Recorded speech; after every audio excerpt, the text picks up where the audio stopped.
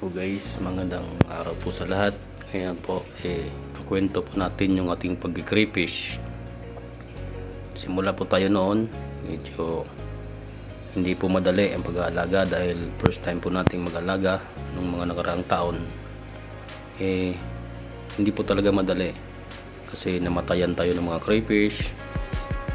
Tapos, yung paghanda ng mga kagamitan ng tubig, kailangan yon tubig quality, water quality, saka yung aerator, tapos yung mga paghahanap natin ng mga rep tub.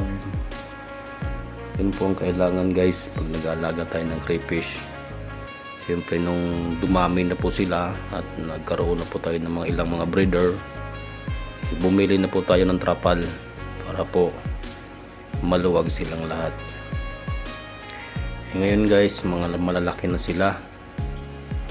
Ayun, titingnan ko sila kung may mga buntis. Mayroon nga naman talaga akong nakitang buntis, kahit halo-halo sila dyan.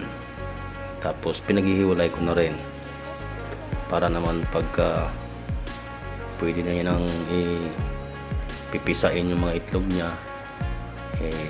hindi po sila makakain doon sa mga kasamahan nila.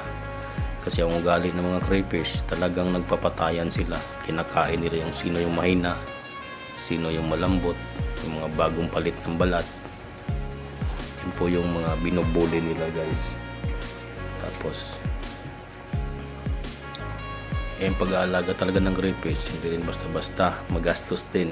Kasi nga yung mga pagkain nila, although nakain naman sila ng mga nakakain natin, mga gulay, kalabasa, yung mga munggo, talbos ng kamote, talbos ng mga talbos na available dyan, kinakain talaga nila yan, minangat-ngat nila yan. Pero hindi lang yun pwedeng yun lang papakain mo. Meron pa rin papakain na mas mataas yung protina niya, at nabibili natin siya sa Shopee. Guys, kung meron kayong gustong ipagawa sa akin, just comment below lang para paggawa natin siya ng video. Kasi hindi naman ako bihasa pa ngayon sa pag-vlog, kaya voice over mo na ginagamit ko. Pero unti-unti siguro pag may gustong ipapagawa, pag-aralan natin yan. Hindi man perfect, pero sigurado ako na maintindihan nyo kung ano yung gusto nyong ipagawa. Dito guys, sinusukat ko na rin siya, medyo hindi ko lang malinaw yung pagkakasukat. Pero tingin ko dito nasa ano na to, 4 inches to 5 inches na siya. Hindi naman siya parehas lahat, mayroong mga 3 inches lang.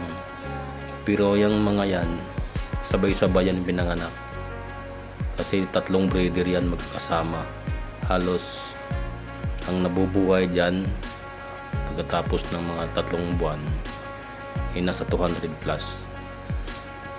Pero minsan naman may namamatay. Normal lang yan sa mga ganyan. Sige guys, salamat.